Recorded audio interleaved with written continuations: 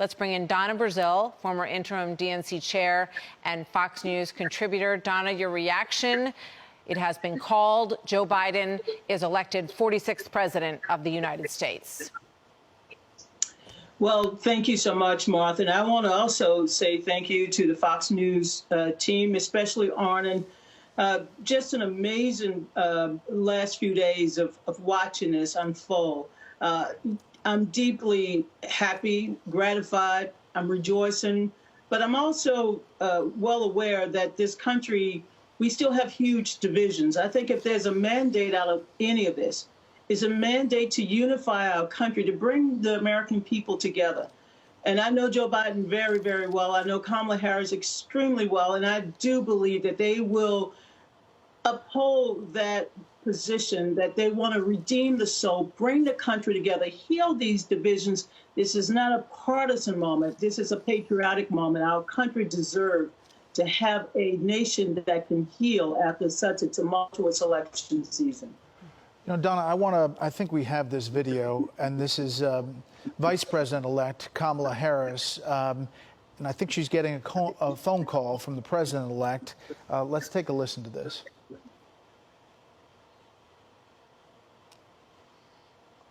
We did it, Joe. You're going to be the next president of the United States. Very short there, tweeted out. Donna, this is historic. It's the first woman vice president. It's the first woman of color. As a woman of color, as a Democrat, your thoughts on this day?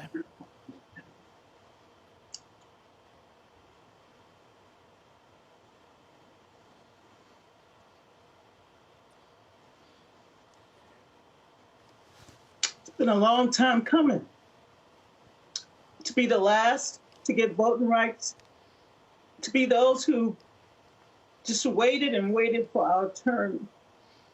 It's been a long time coming. I thought about my mom and my grandmother this morning.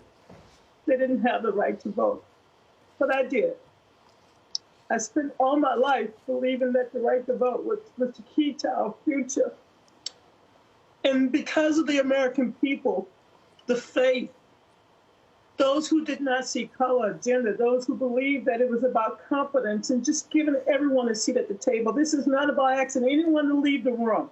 Just scoot over and let women also share in the leadership of this country. I'm so grateful that this moment has come.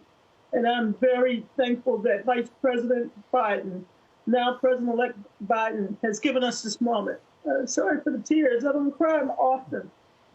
But the cries are because there's so many women out there who made this happen, so many steely shoulders of women who just didn't care what they were called, how they looked, but they went out there and they kept moving the ball.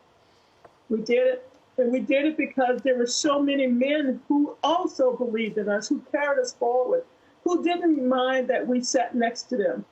And I am just a grateful woman this morning, a grateful American, that I can go to my grave one day and say, God, we got the first black man, we got the first woman of Asian descent. We have made this country what it said it would always be, a country for all of us. And indeed, it is a country for all of us.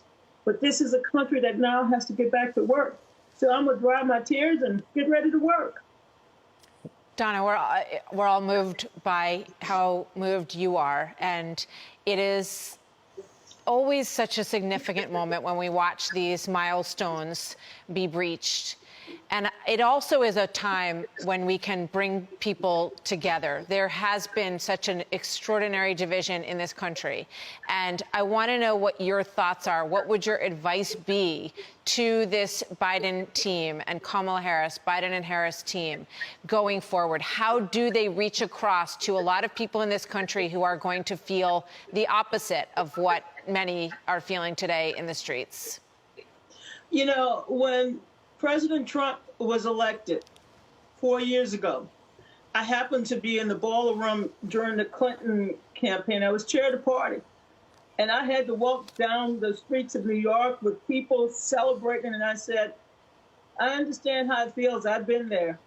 So let us have this celebration. But we got to get together. We got to work together. You know, to solve the problems of this country, We need solutions that fit everyone, not blue states, red states. This is a moment for us to find those solutions. This country is pleading for us. And I say us because I consider myself to be one of the leaders of the party.